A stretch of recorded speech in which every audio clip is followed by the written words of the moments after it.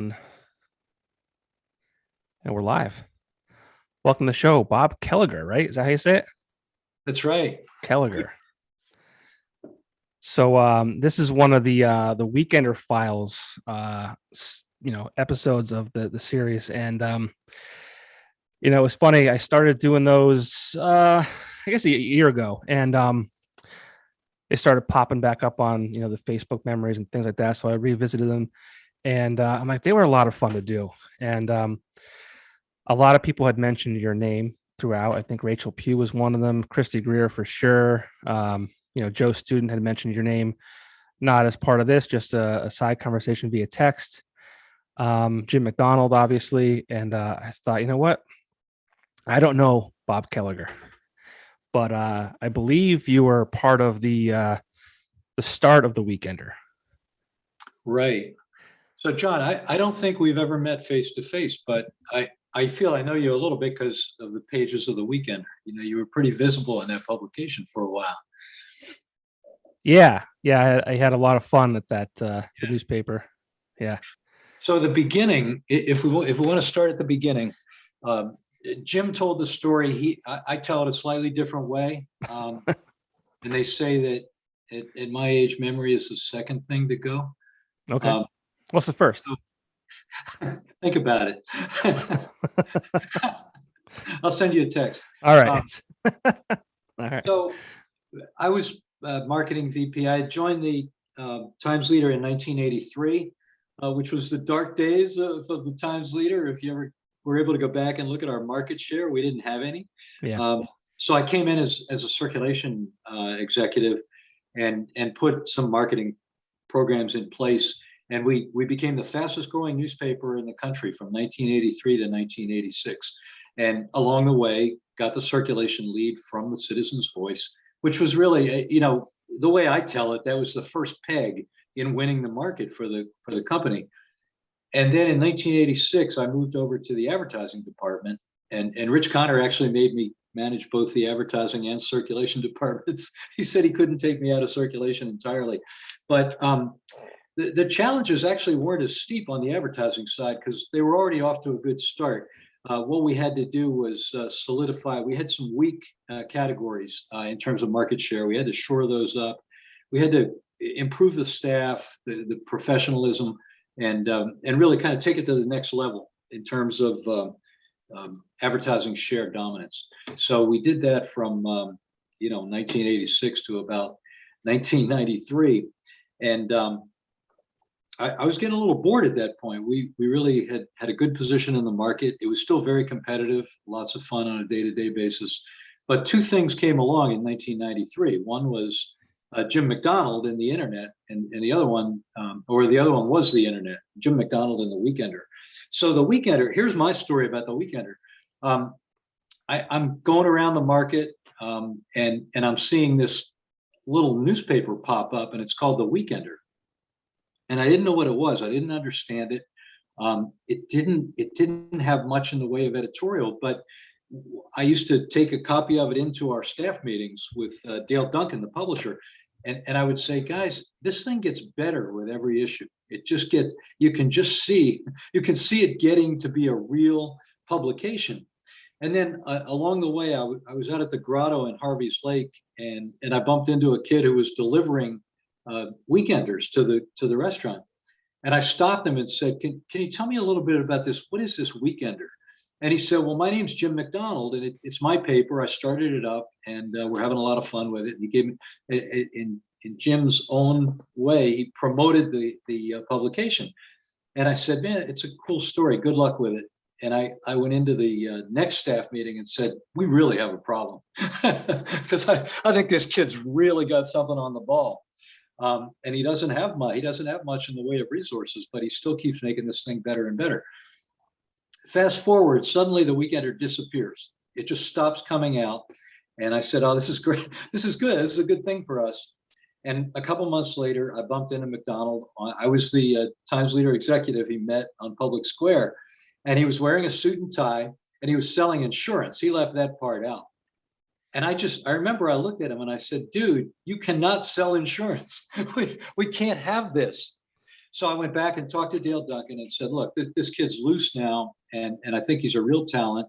And the funny thing he told me about the Weekender, I said, I always wondered, why did you do it every other week? It was called the Weekender. Why didn't you do it every week? And he said, well, I was losing a little money on it, and I could only afford to do it every other week, which is really interesting from a business standpoint.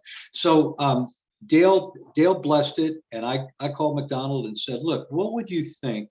This is a totally different from your direction, but what would you think if you had a media company behind you to do some of the things that you really don't enjoy, like billing and ad production and those things? And what if you had our resources, but we let you do your thing with the Weekender? And he said that would be a dream come true. So the next day we met in my office. I handed him a dollar bill and made him scribble out an agreement because I didn't want any problems later on about ownership. So we bought the Weekender from Jim McDonald for $1, and probably the best investment the company ever made. So you've met Jim, you've talked to Jim. Jim is he's larger than he appears. He has incredible charisma. He just celebritized himself in that market, and in doing that, he celebritized the Weekender. He made the Weekender, in my opinion, a celebrity in the market. It was something new and exciting and fun, and we did not get in his way. So it just to fast forward, I'll stop telling stories and let you ask questions. But a couple of years later, the Times Leader is now owned by Disney, and Mark Contreras has taken over as publisher from Dale Duncan. And we used to print really off the wall letters to the editor. We would print pretty much anything that came in because we needed to fill space. And I think the Weekender in that market was an entity for people who marched to a different drummer. So we published this totally off the wall letter. This kid had, how can I do this for prime time? He had added a very creative ingredient to the turkey stuffing at the family Thanksgiving dinner. And it was really gross and it was really over the top. And we published the letter as we received it. And didn't think much about it. I didn't look at anything before it went to press, so I read it in the paper along with everybody else. Oh, geez, we're going to hear about this. Well, some enterprising woman who apparently was a fan of the Citizen's Voice managed to get a letter with a clip of the letter, the article, on Michael Eisner's desk. Jim said Bob Iger. He was president of Disney at the time, but Eisner was the man. He was the chairman of the board. And she got this thing all the way to Eisner's desk, and he sent it on to Contreras in Wilkes-Barre. And Mark started in, and in the typical corporate stuff, he said, we're gonna have to change things. We're gonna have to review letters to the editor in advance. I want you to print an apology. And I said, stop. I said, I've got something to do. I'll be back shortly as soon as I finish. And he said, what do you have to do? And I said, I'm going to go close down the Weekender, because the direction we're going here in this conversation, that's not the Weekender. And if we do that at this point in time, the product will fail. We can't do it. It'll be different. It won't be the same thing. And he said, hang on, don't do that. He said, let me just give this some thought. So he came back a day or two later, to his credit, and he said, look, I hear what you're saying. They're not firing us at this point, so go ahead and do your thing. But would you please look at the articles, look at the content that's going in the Weekender before it publishes? So I agreed to do that. I had to stay up late for a while, and I did it for a while and then stopped doing it. But that's a story that really maybe hasn't been told until right now, because I just didn't want to freak people out at the time with how close we came to closing it down. Yeah, well, I had no idea like how important you were, as far as you kind of found Jim and Jim found you by almost like by fate. That's an interesting, and it's funny that you guys exchange $1. What an investment! What a ROI, as they call it. Became quite profitable, and we didn't really anticipate that in the beginning. This was not part of any grand plan on my part, but as we started to formulate the Weekender and build out the distribution system and really start to get ready to do it, it occurred to me that it might be a brilliant competitive move in the war between the Times Leader and the Citizen's Voice, because In 1993, the Citizens Voice still had an incredible stronghold with bar and club advertising, bar, club, and restaurant advertising, and also automotive advertising. They had 95%. John, this is incredible because the Times Leader had become the dominant paper, but the other paper had 95% of all the advertising lineage for bars, clubs, and restaurants. Isn't that amazing? And they had a thing called back page advertising. It was cheap, it was easy. The clubs and restaurants liked it because they only had to advertise once in this 2-newspaper town, and it worked. And they had about, I guess they had about 60% of the ad lineage for auto dealers, which was very concerning to me because auto is very important. And it's where a lot of the dollars come from for a daily newspaper. So in launching the Weekender, we changed the game because now the Citizens, they had this new entity, and suddenly, you know, every week we've got more bar and club advertising. It's starting to become the marketplace very quickly. So the Citizens Voice kind of took their eye off the ball and focused on the Weekender for a while. They hated the Weekender. They had, and the day I heard that they were running weekly training sessions to sell against the Weekender, I knew we were doing something really good because we got their attention. And they just kept helping us and helping us. I don't know if it was folks who worked there, but certainly friends of friends, friends of ours, were vandalizing our papers. And with a free distribution newspaper, the important thing is not how many copies you sell, because you're not selling them, but it's your return rate or your pickup rate. And it's usually expressed as a negative. So in the beginning, we had 20 to 30% returns because we were putting these things out there. People didn't even know what it was. They didn't even know they should pick it up. They didn't know where it was in the bar. And then the vandalism kicked in, and all of a sudden our copies just started disappearing. I remember there were places where I'd put 100 copies, I'd go back the next day, they were gone. And at first I would think, great, everybody's picking it up. So I put 100 more copies, and the next day they were gone. So what was happening was we were getting vandalized, and the vandalism was widespread enough so that we were down very quickly. We went down to a 5% return rate, which became a huge selling point to the advertisers because we said, look, we're putting these things out here. 95% of them were being picked up and read. Right. So this is extremely popular. This is where you have to advertise. So it all kind of came together, and we did very well, very quickly. Jim talked about the incursion into Scranton, into Lackawanna County. That was his idea. He felt that if we established it as a regional paper to begin with, it would have more strength. We were somewhat successful up there. We never got a ton of advertising, but it gave us more readership. Some of the clubs in Luzerne County said they were getting more crossover traffic from Lackawanna County, which historically had not happened much. So good success story. But when I talk about it, I always talk about McDonald because there's no way we could have done it without him. He was the spark plug. He seemed to work 24 hours a day. He was in the bars and clubs every night. That was his lifestyle anyway. Tremendous rapport with advertisers. And he was bringing in advertisers who had never spent a dime in the Times Leader. So pretty happy story. Those are the early days. Yeah, I wanted to touch on the fact that, you know, the Weekender kind of helped the Times Leader gain ground on the Citizens Voice. And I don't know if that was a strategic, well, it wasn't strategic. It kind of happened by itself, right? But like, that's a common thing, even like with radio stations, where if you have, you know, some of the clusters have like 3 or 4 different stations. So they'll take one that's not as strong and try and kind of mimic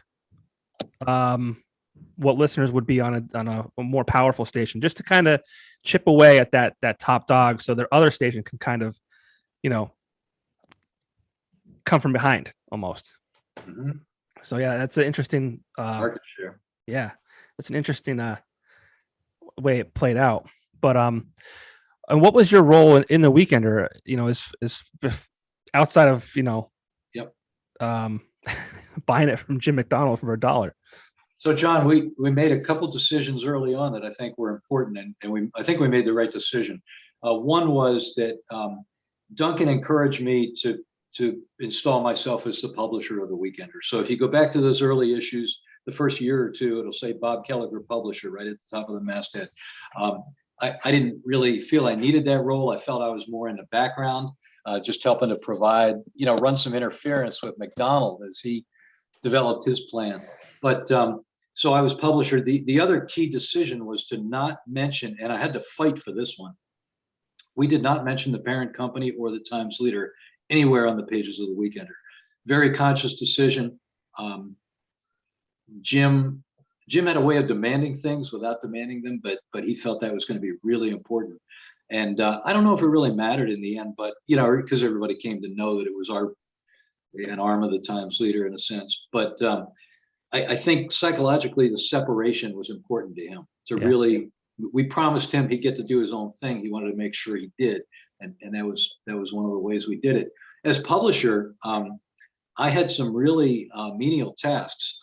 My background was heavily in newspaper circulation, so I had the skills to go out and set up a distribution system very quickly. And I remember it was so much fun because I was getting a little bored with Times Leader stuff at that point in time, and now I was out just driving around the market all day, every day, and talking to retailers and talking to restaurant owners, and trying to convince them that we should have our paper in their place of business. And I remember one day I came back and I'd been out on the road for about 6 hours, and McDonald said, "Man, you really look beat up." I said, "Yeah, I'm talking to these people and we don't have anything to show them. I'm just talking. It's just words, And he said, "Well, what do you tell them?" And I kind of ran through it for him, and he said, "Bob," he said, "just tell them it's an arts and entertainment magazine." and that was magic because he knew, I was using words like alternative and I was being a little too descriptive. And when we said it was an arts and entertainment magazine, who can argue with that? It's a good thing for the community. So we put it in there. Once we got started, I remember we had, there was a tire shop in Kingston, and Jim, we couldn't get carriers in the beginning. So Jim and I were always out delivering thousands of these things. And he would do the Kingston route in the first weeks. And he would go in there, and these three guys would run out when they would see his car. They would run out and take the Weekenders from him, and they would rip open copies, and they would give him a thumbs up or a thumbs down on the model of the week. Sure. And there was another thing that very early on, that anecdote told us we were onto something. That these people would stop putting the tires on the cars and run out to get the copy of the Weekender. The other informal poll that Jim and I relied on was the paper would hit the streets on Wednesday, and Jim and I would always go to lunch on Thursday, and we would go to one of the lunch places downtown where the tables were close together, so we could kind of overhear what people were saying. And if they were talking about the Weekender, and basically what we would hear is, "Did you see what they printed this week?" And if we heard that, we knew we were doing well. And if they were talking about sports, we knew that we had to up our game a little bit the next week to get people's attention. So in the beginning, the MO of the Weekender was shock value. If you go back and go through, I wanted to do it this week, but my copies are at my mother's house in Levittown in the attic, and I didn't get there. But if you go back and look through the early issues, you will see full frontal nudity several times in the first year. You will see a model of the week who was dressed only in her pet boa constrictor. Think about that. Yeah. And you'll see the F-bomb liberally used throughout many of the issues. So we didn't back off on that. And a lot of it, we would question ourselves sometimes, and we knew that we were doing it for shock value, because if we didn't get the shock value, people weren't going to be buzzing about it on Thursday at the lunch tables, and people weren't going to be picking it up off the free distribution points. We knew we had to do risky things to just drive this train in the beginning. I think that happens a lot with startups where you push the envelope and you have to do that in order to get people talking, like you just said. When obviously that didn't last forever. When did that kind of slow down? Well, McDonald, I think you've got the history. McDonald left in '96. And I think Tom Oberzut took over for him as general manager. And Tommy he turned out to be a great ad manager, ad salesman, but his background was daily newspaper editorial. He came out of the business department of the Times Leader. So just a little more, and then Sarah Starr was in there. I forget if it was Tom and then Sarah, or Sarah and then Tom. But Sarah and Tom had worked together in the business department. In fact, now that I think about it, I think it was Sarah who told me, look, this kid Obrazut, he doesn't have a high profile. He's a second stringer in the business department, but there's something about him that he could do this. And she talked me into, when she left the paper, when she left the Weekender, she talked me into elevating Tom to general manager. But they were both people with journalism cred, so they weren't as rough around the edges as McDonald in terms of content. McDonald and the first editor we had, we plucked out of the promotion department of the Times Leader.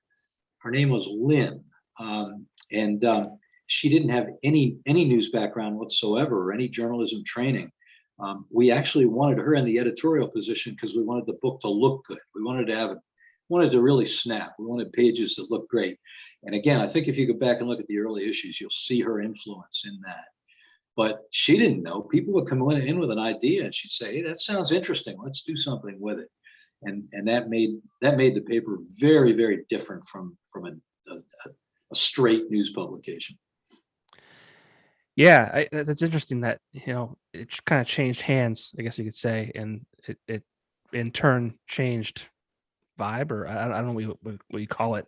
And John, by 96, we didn't need to do it. We didn't need to shock and awe people. Right. But I mean, I guess, and I think the world changes too, and things kind of have to go that way. But I think by the end of the weekend or end of its life, I mean, it still prints today. It's prints once a month now on a Thursday. I don't understand any of that. I'll get your opinion on that later if you want to share it. But I don't know. By the end of its life, I think it just got really safe. So it's really cool to hear how in the beginning it was just like it was the Wild West almost. We had nothing to lose. Right. We thought from week to week that someone would decide to shut us down. So let's have some fun while we're here. Let's really make our mark while we're here. But I think, I listened to part of the McDonald interview and as Jim tells it, it was great while he was there and then it just died after he left. It's not that simple. I remember going back, this was perhaps, I was in Philadelphia now and thinking about starting Philly Edge. I hadn't been back to Wilkes-Barre in a while and I went back and I think Rachel was running the show and I think maybe you were the editor. And I went out and picked up a copy of the Weekender. I think it was a Valentine's Day edition or maybe the Model of the Week edition, the Model of the Week party. Anyway, it was 88 pages. We used to do 32 pages back in the day. So this thing was like 88 pages. It was fat. Yeah. And it was a high advertising percentage. So I think at that point, you had probably doubled the profitability of the best of the McDonald years. And we were making money then. But I think, I don't know if Rachel took it to the next level or if it was your team or, Christy and then I don't know who got it to that point, but I had been out of touch with it and I went back and I was just so proud and so happy to see this fat newspaper on the newsstands with all this advertising lineage in it. Yeah, for the record, I was never the editor. I started as an intern and then I was in the marketing department and then I was in sales and then ad director and then eventually the GM. I mean, I think what happened is, from a financial standpoint, it was in its heyday. You're talking early 2000s, even to the mid 2000s. It wasn't until I think 2007, 2008 when the economy kind of shit the bed. That's when revenue wise, it really took a turn for the worse, just because, I remember when you said a full page ad was $600, no one would even bat an eye. It was like, here you go, here's cash, whatever you want to do. We want to be in this. But when that happened in 07, 08, it turned into almost it was like people like named their price. People couldn't afford it, so we were scrambling and we were trying to get whatever we could. And the $600 page ad turned into, okay, well maybe it's $500 now, and here's some added value as well. It was a different scenario. It was like at one point we had the power, and then overnight we kind of lost it. So you really went full circle back to where we were in the beginning, because one of the hallmarks of Jim McDonald in building a business was he did not have rate card integrity. And I remember one time he came into my office to talk about the Woodlands, and I said, "Look, man, why don't you just go tell them that we'll pay them to run their ads?" Because his point was, if we get the Woodlands, we've got it all.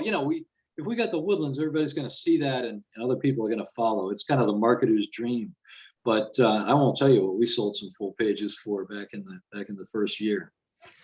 Well, yeah, I mean, at that point, yeah, you're just trying to build what you can.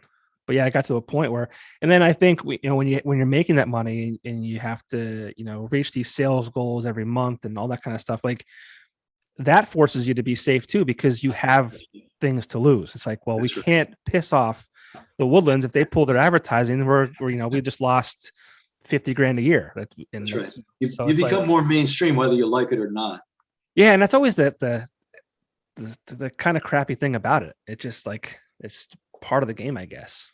And I guess it's with anything. When you're a young man, and in your early 20s, you're full of piss and vinegar, and you don't care, and you're invincible, all that kind of stuff. And then you grow up, and it's like, all right, now I've got a house, I got a family, I can't get fired. So let's be safe and make sure that I can put food on the table for the kids. It's an interesting story. Yeah. But By the way, is Rachel Pugh really 50? No, not yet. I wasn't sure. I like to pick on her for being Yeah. old. I think she's 44. I think she's 44. Still a kid. Yeah. But so you left in 96? 98. 98. Yeah. So I stayed on a while. I wound up, Disney, after saying they would never sell the newspapers, immediately put them on the block. And Knight Ridder bought the newspaper. And Knight Ridder at that time, I think, was the second largest newspaper group. So we really went mainstream corporate in terms of the newspaper industry. So Knight Ridder bought the paper, and I was involved in some Knight Ridder marketing efforts where I rubbed shoulders with execs from a lot of the other papers. And I had grown up in the shadow of Philadelphia in Bucks County, and I got to know a couple of the top execs at the Inquirer, and they offered me a job as national advertising director at the Inquirer. And at that point, I had been in Wilkes-Barre for 15 years. Definitely the most exciting, fun times of my career by far. But I was just ready for a change. We had 3 kids who were about junior high school age. They were ready for a change. And we moved back to Philadelphia and dug in with the Philadelphia Inquirer. And then after that, I got this incredible opportunity to be vice president of advertising for a top 100 web company. This was before the .com crash. So in 1998, we moved back to Philadelphia, and we're still in this area. Who was in charge when you left? Contreras. Okay. Mark Contreras took over from when Dale Duncan became a regional executive for the newspaper group. Mark Contreras came in from, I think Mark had worked at Fort Worth and Kansas City, and he took over as publisher. And were you Christy Greer Cerruti, I should say now? She spoke about you. What did you know her? Was she around? Yeah, because she had worked in both editorial and advertising at the TL before she went over to the Weekender. So I knew her in that role. Okay. And then was delighted when she took over the Weekender. And fast forward a few years, I was digital director for Calkins newspapers out of Levittown in Bucks County, back in my hometown.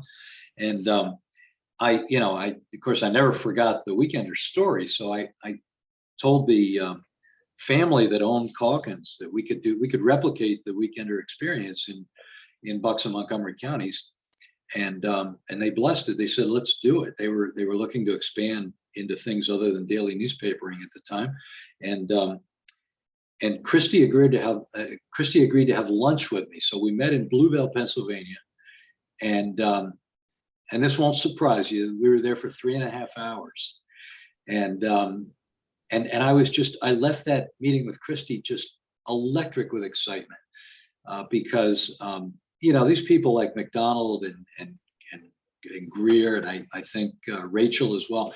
They're really special people. You don't meet too many like them in your lifetime. And the ideas that Christy had and the enthusiasm that she had. And I remember she talked about a guy named Joe Student. And I had heard that name because I'd seen it in The Weekender, and I always thought it was made up. I thought it was just like an imaginary character. It turned out there was actually a guy named Joe Student, and she had made him editor of The Weekender. So we wound up, we recruited Christy, who then recruited Joe to come to Philadelphia and start Philly Edge. And I was excited this morning because I knew I had a shirt in my closet. I thought it was a Weekender shirt, but it's a darn Philly Edge shirt. So anyway, there's kind of a connection between the two publications. Yeah, when I was an intern, I mean, I had, and still to this day, but the most respect for Joe Student. One of my favorite stories about Joe Student, and I wanted to mention earlier because you talked about circulation and people taking newspapers. When the Diamond City came out, I think it was Diamond City, they would sometimes put their stacks of papers on top of the Weekender piles. And it was I was an intern, and I think I got called in because we needed help, or they needed help getting some of the newspapers delivered. And again, I was like a young kid. I was like, yeah, whatever. I mean, when I was an intern, I'm like, one day, it was funny. I said, one day I wanted to be the GM of this newspaper. And it was like one of those things, like, I'm a young kid. Like I just, had the, it was something you said, right? It was wild that it actually happened one day, but it was a grocery store. Joe went in to drop off a stack of papers, and he went in with a stack and came out with a stack, and he opens the back door and he throws the stack of papers into the back of the van, and he's cursing. And I'm like, what's going on here? And he said that, the Diamond City had put their papers on top of the Weekender.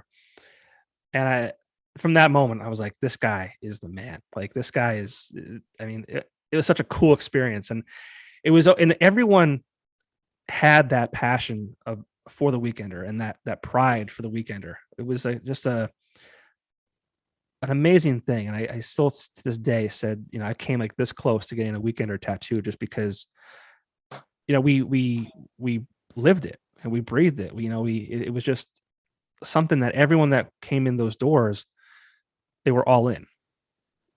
And I haven't really, I mean, the position I'm in now, the company that I'm with, I kind of have the same vibe, but along the way, after I left the Weekender, I never quite was part of something like that until just recently. It's just like, people, like, they loved it, and even the consumers loved it the same way. And it's just it saddens me to see what it is today. There's probably a lot of reasons for that. It's the internet, hands down, probably the number one culprit. And we never figured out a way to, go digital, I guess you could say. I mean, we tried. There was different things we did. We tried like Weekender sessions, and we had a lot of online content. But when we tried selling that, people just still weren't sold on, what that was and why they should get on board with it. So on Christmas Day, 1993, I discovered the internet. Someone had given me a disc that I put into my computer, which was our family Christmas present that year. And by the end of the day, I was on the internet and had the epiphany of my life. Went in Monday morning, went into Duncan and said, there's this thing called the internet. And it's not only going to change newspaper publishing, it's going to change everything we do. It's going to change the way we live our lives. And it's going to be the most important invention of all times. And he said, I have no idea what you're talking about, but we should make, if it's that big, we should make an investment in it. So just, do a business plan, figure out, tell me what you want to do. So, so we did. We created LeaderNet, which was an internet company. It wasn't a website. It was an internet company. And we proclaimed ourselves to be the internet experts in Northeastern Pennsylvania. And I remember in the first year, we built websites for advertising agencies in Luzerne and Lackawanna County, which even at the time I thought was insane because that was their business. They should have been all over that. They should have been building our website. But instead they were coming to us because they just didn't know what to do with this thing called the internet.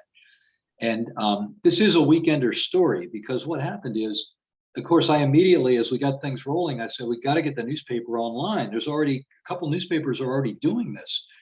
And they said, oh, it's slow down, man. You know, slow, typical publisher approach, slow down. Don't get crazy here. So it, you know, it became a thing that was in committee and we would meet and we would plan. And the editor was just, you know, and just editors just didn't want, they wanted this internet to go away. So meanwhile, McDonald came to me and said, we could be the first weekly newspaper in the country to go on the internet. And I said, well, it's not that easy. And he said, why not? We could do it. We could do it next week. And he convinced me to just do a ragtag website with some weekender content. And we proclaimed that we were the first weekly paper in the country to go online. I don't know if we were or we weren't, but we proclaimed it and no one challenged the claim. So we were the first weekly newspaper on the internet. Did you know that? I don't think I did. No. No, Jim, and I kind of said this same thing to Jim about, you know, not getting enough support from, you know, ownership about, you know, they wanted you to sell digital, but they wouldn't, you know, help you financially. And he kind of slapped me on the wrist and said, no, you just gotta do it. You gotta make it happen. Right. And I felt like a schmuck. It's like, you're right. You know, you are right. And we did try. We created a lot of content to drive people to the website and, you know, to gain the views and all that kind of stuff. But we just couldn't get people to buy in. Well, the pity is that in 1993, the newspaper industry as an entity had the resources to own the internet. You know, we could have been Google, we could have been Yahoo. There was nothing other than we didn't really have the technical chops, but we could have bought those. And publishers didn't do it. You know, as you know, they sat on their profit margins, they harvested their profit and stuck a toe in the water when it came to the internet. And yeah, we wanted guys like you to deliver big time, but we didn't give you the resources to do it. It wasn't just Northeastern Pennsylvania; it was the whole world of publishing. Yeah, I'm not sure if you're familiar with the weekender sessions. We did a lot with those. With no budget. You know, we were using interns for help, and you know, we were shooting footage on a dock at Harvey's Lake. It's still one of my favorite moments as far as what we did with that. You know, that was kind of headed by, you were doing video. Yeah. Yeah. That was kind of headed by Mike Lello, who was the editor at one point for the Weekender. He was with the Times Leader prior to that. Did a lot of cool things there. Like, I mean, and I keep saying, you know, even we were doing videos. It was called Party Favors, and that was kind of a video documentation of like what was going on, you know, in the week ahead. We were talking about, you know, what's happening at Tinks and things like that. So it was a kind of a digital component to the newspaper and the newsprint that Rachel kind of focused on. And then we had it was called Weekly Dose that Nikki Mascali and Mike Lello had. It's also a digital component. And no one was doing that stuff, you know, back then when we were doing it. Yeah. I mean, not locally, not in NEPA at least. But I mean, I think we were ahead of our time, you know, at that point. You were, and that's a lot of heavy lifting without much in the way of resources to help get it done. Zero. It really was zero. You know, and Rachel is the GM, and she's the one, you know, doing these promo videos. And not that she complained at all. Like we kind of, you know, build ourselves as these, you know, local celebrities. And, you know, when you walked into a bar, I mean, you know, the first drink was free. It was cool. It was a lot of fun. But so what did you do after you left? I know you mentioned the not the .com, but so Philadelphia Inquirer, .com world. And then I had an old acquaintance, Gary Short, who had been the publisher in Allentown for a long time. And Gary had been hired to be CEO of Calkins Newspapers, Calkins Media. And he said, man, I really need somebody to bring, they're doing a lot of stuff on the internet, but they really don't have any direction. I need somebody to kind of pull it all together. And I know you're having fun at the .com, and he was a pretty wise guy. He knew that a lot of the .coms weren't going to make it. He said, when you get bored, give me a call. So about 6 months later, I called him. We had lunch. He made me an offer. I became digital director for Calkins, which was a pretty big deal for me career-wise, because they had television stations. They had invested heavily in some regional television stations. So I got to work on that side of things. And eventually Gary left. We folded Philly Edge because the support kind of waned for it in the company. And I went off to become digital director in Lancaster, Pennsylvania.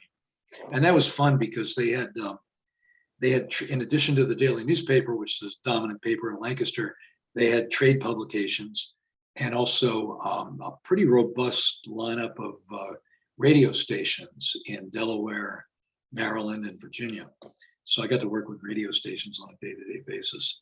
And that was fun. And it was sort of like doing Calkins over again, because Lancaster they had lagged in terms of their commitment to digital. So when they brought me in, they were doing a bunch of stuff and they had websites, but they really didn't have a business plan. They really weren't making money with the internet. So that was a real fun assignment. And I turned 60 while I was at Lancaster.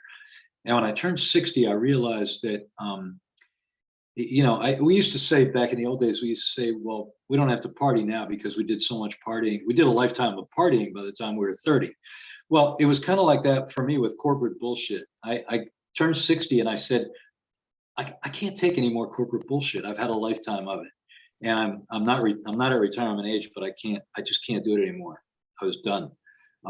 So meanwhile, I had gotten a little notoriety within the newspaper industry because we started a full service internet advertising agency in Lancaster and housed it apart from the newspaper. We in fact competed with the newspaper for advertising dollars. That was very revolutionary back then. And so I was on a speaking circuit going around to conferences talking about how to do this and how to make it work, how to get corporate support for it. And it occurred to me about the time I realized I couldn't take any more corporate nonsense, I realized that I knew everything that I needed to know to start a local digital advertising agency. And I had ties to the 5th largest city at that time in the country. So I moved to Philadelphia and started a digital agency, Burgundy Digital. We thought that would be a very memorable name because baby boomers associated it with Ron Burgundy. Mm-hmm. So I did Burgundy Digital and then got a call very quickly from a guy named Mike Blinder, who ran the Blinder Group and who is now publisher of Editor and Publisher magazine, which he bought a couple of years ago. And Mike did sales training for daily newspapers that were trying to figure out the internet. So it was a perfect matchup. And he said, I've known you for 20 years. I've always wanted to figure out a way that our names could be associated together. Why don't you come to work for me? And I said, no way. I started this agency. It's just getting off the ground. And he said, all right, why don't you do this? Come down to Alabama. I'll be there in a couple of weeks. And just come down and hang out with me for 4 or 5 days. I'll show you what we do. And he knew that when I saw what he did and did it up close. I remember I accused Mike of setting this up because the first time I went out into the market to sell these digital programs with the newspaper, we signed up the first 4. So the first morning that I ever did this kind of work, 4 for 4, the first 4 signed up. And I remember I called my wife and said, I found what I'm going to do for the rest of my life. So for the last 12 years, I've done that kind of work for Mike and have worked in every state in the lower 48 and had a lifetime of experience in that short period of time. So, and a wonderful ease into retirement job, because when I started with Mike, I was on the road 40 to 45 weeks a year, which was crazy.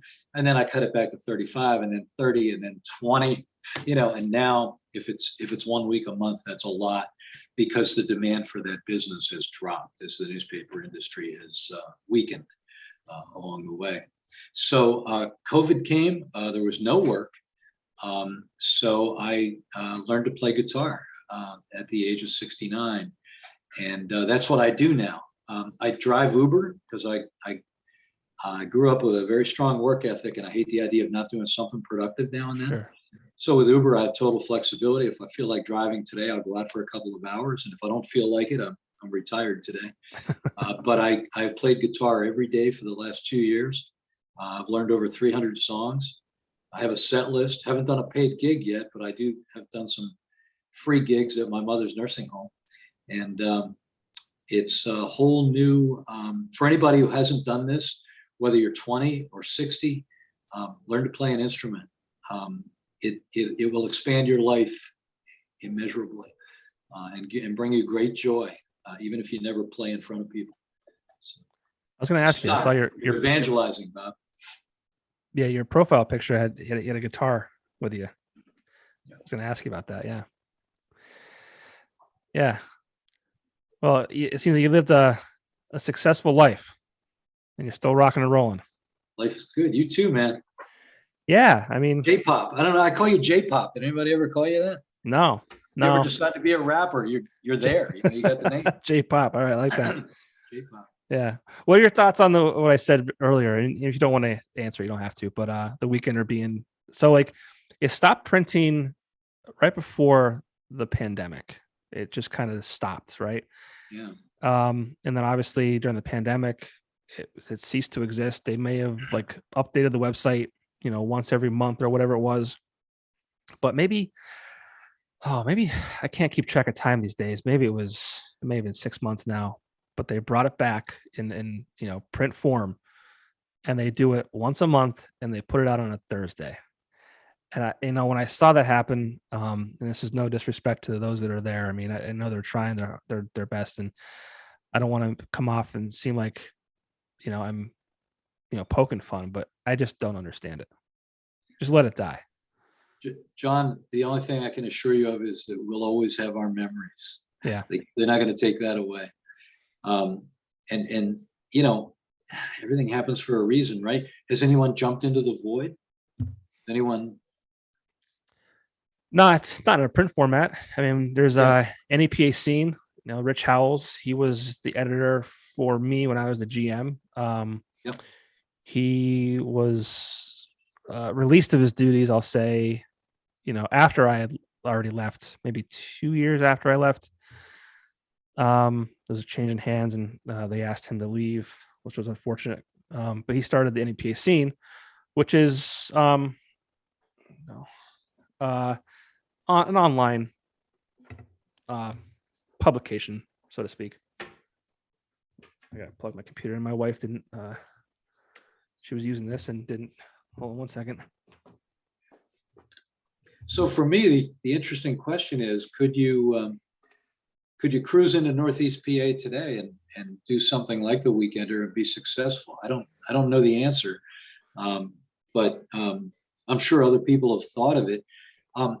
We had things in the mix in those magic years that would be hard to replicate. And perhaps the most important thing was the sheer force of a Jim McDonald.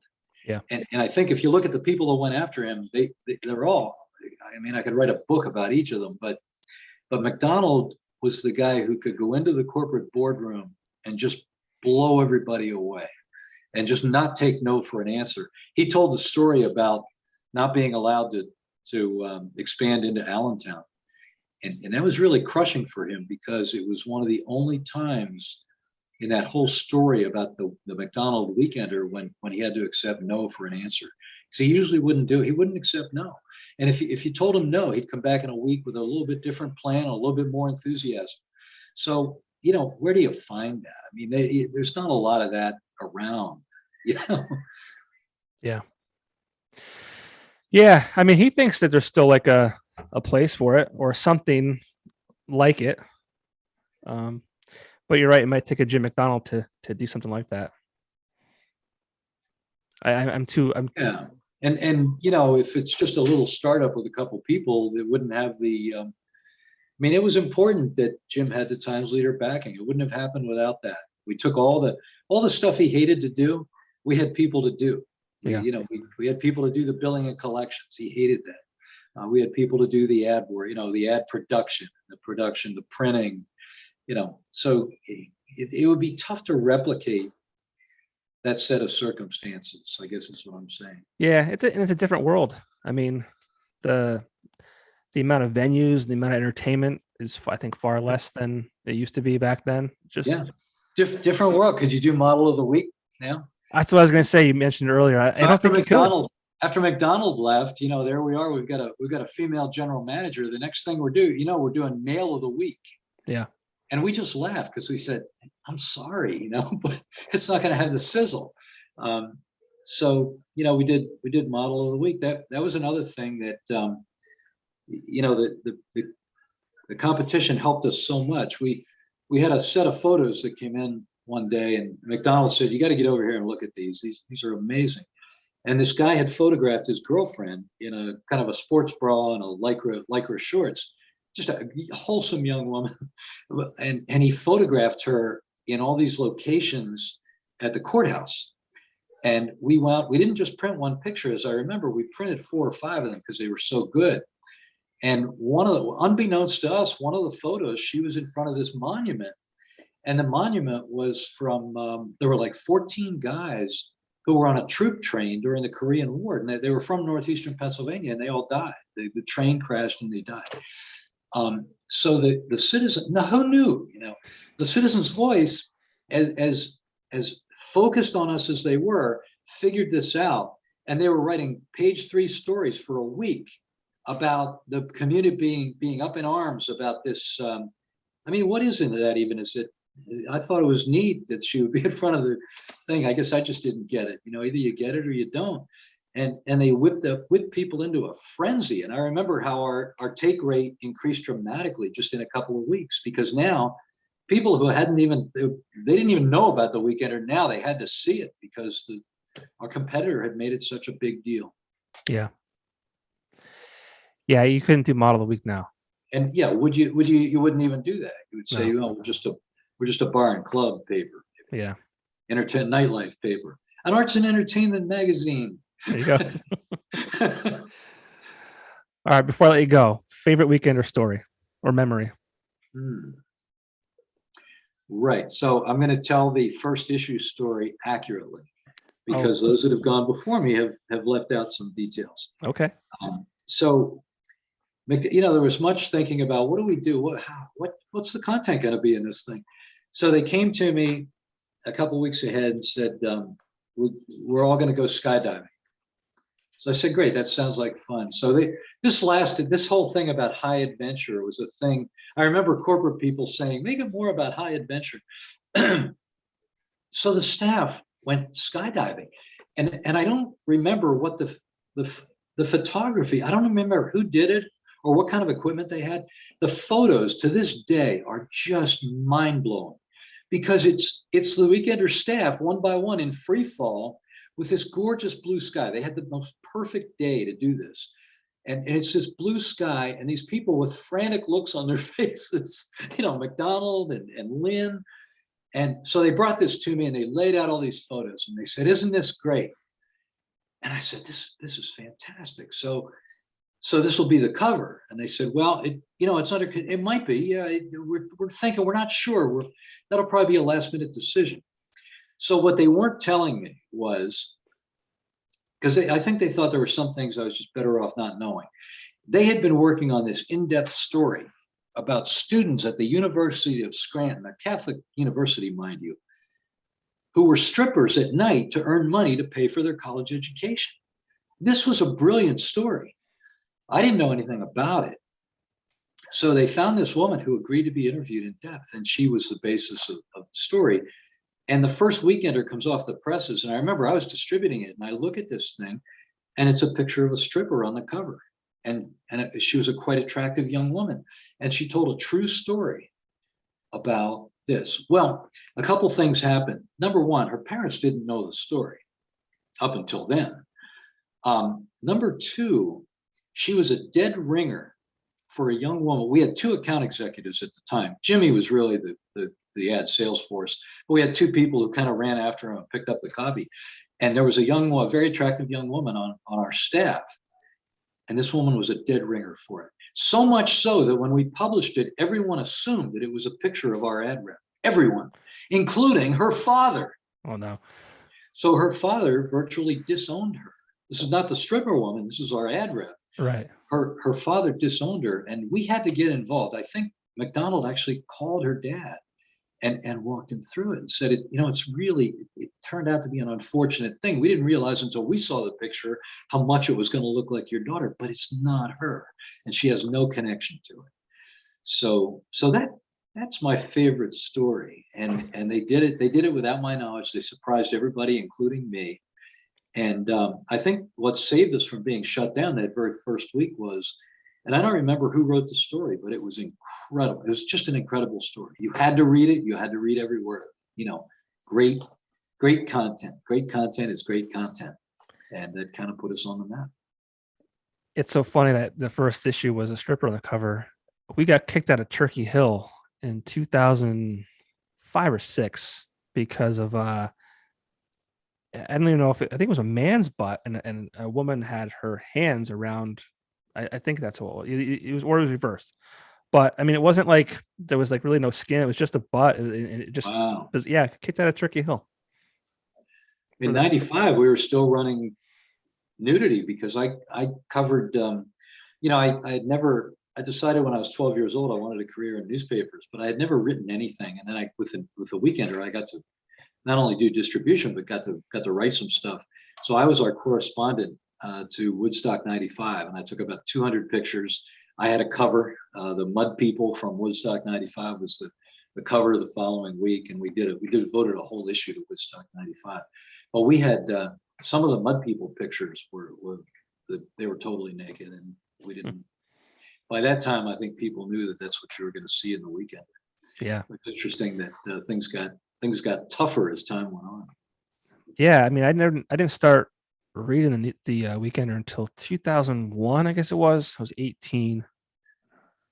Yeah, 18. It was when I kind of moved out. Well, started college, and I grew up in the country, and distribution I don't think made it that far at that time. And if it did, I just didn't see it. But yeah, when I started college, I would see it because I was like more in town in Wilkes-Barre area and Kingston and things like that. And I remember reading it, and it was always great. And I remember just picking it up to see what bands were playing where, and just mad that I couldn't go to the bars to see them play. I wasn't 21 yet. But yeah, when I started as an intern, I was like, "This is I'm in. Like, I need to work here when I'm done." When you came aboard, did they still run the band schedules as free content? That was very controversial in the beginning. Well, we had it's called Coors Live. Was that we had pages and pages of just listings of who was playing where, and it was free content. It wasn't paid. It was very controversial because the folks, the Times leader wags said, well, that's free advertising. Mm-hmm. And McDonald very intelligently said, okay, but if we're running your basic entertainment listing in our paper every week, don't you think you're more likely to do some paid ads with us? He turned out to be right. Yeah. I think I don't know if it got condensed to the Coors Live, or maybe it was just two separate things I'm thinking of. But the Coors Live was one page, or maybe it was one page, sometimes two, because there's so many. But it just had a list of it would say Arena Bar and Grill, this band, and so on and so forth. But that was quite extensive. It got to a point where I think we tried to keep it in one page, and then it got like the font was so small at times because there was so many in there. But we devoted a lot of manpower in the early days because the bars were not calling us. So we not only did we run it for free, but we had people who worked full time, basically calling the clubs and getting the information. Right. It was a very controversial part of our early marketing plan, but I think it worked out. It paid off in the end. I think so too. Well, I'm glad you had fun at the Weekender. I'm glad I got to see you face to face. This is how we opened Christmas presents in our family, because we had a family member with COVID this year. Oh, really? No one was even able to be in the same room. Yeah, and we found out it works pretty well. Yeah, it's the next best thing to live. Yeah. Well, I'm glad you opened up your wallet and took that $1 out and gave it to Jim. That's a good move. Talk about ROI. You bet. Well, thanks for your time. I appreciate it. Appreciate the stories, and I appreciate the timeline of all of it. It's this has been a lot of fun, and I'm Well, thank you. Thanks for doing this. It's brought back so many memories for me listening to some of the earlier interviews. yeah. I mean, and no Thank you. offense, I never outside of Christy mentioning you and Joe, I was like, Yep. who's this Bob guy? Different eras. It's amazing how that works. It's just kind of like it's these segments of time that it's this group, it's that group, it's so it's nice to be able to kind of honor the those who kind of started it. So thank you very much. Thank you. Great. And take care and stay safe, and maybe I'll see you around sometime. Hope so. All right, sounds Be well, good. J-Pop. Keep All up right. the good work. Thank you. Bye.